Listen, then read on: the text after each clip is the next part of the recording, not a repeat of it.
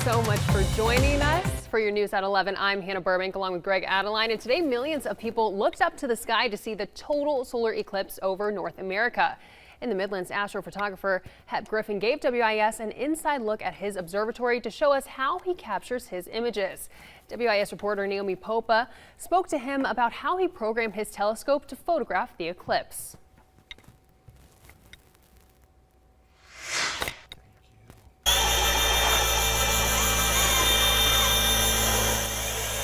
Hep Griffin started his hobby of photographing objects in space in 1998. Today, he programmed his telescope to shoot the eclipse. Every 2.5 minutes, the camera attached to the telescope took a photo. These photos will then be strung together to create an animation of the moon tracking the sun. Griffin has a roll-off roof observatory in northeast South Carolina.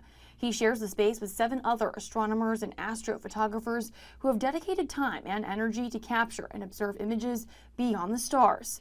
Griffin showed me around his observatory that he affectionately calls his home away from home. Imaging something that is just barely there and being able to pull detail out of it, pull color out of it, and to make something that is just a gorgeous image, that just fascinates me to no end. To spend the night here working on shooting a distant galaxy that might be 60 or 70 million light years away.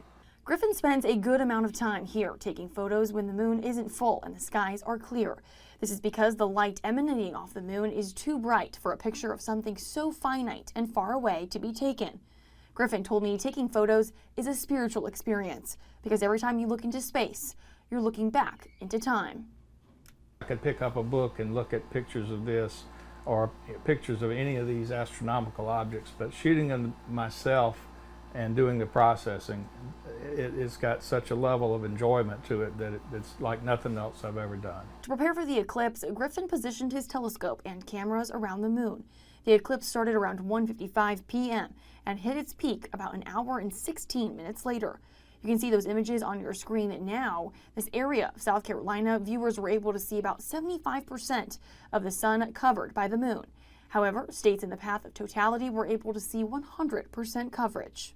While the eclipse is over now, check our website for Griffin's final compilation of the animation. Reporting in the newsroom, I'm Naomi Popa, WIS News 10.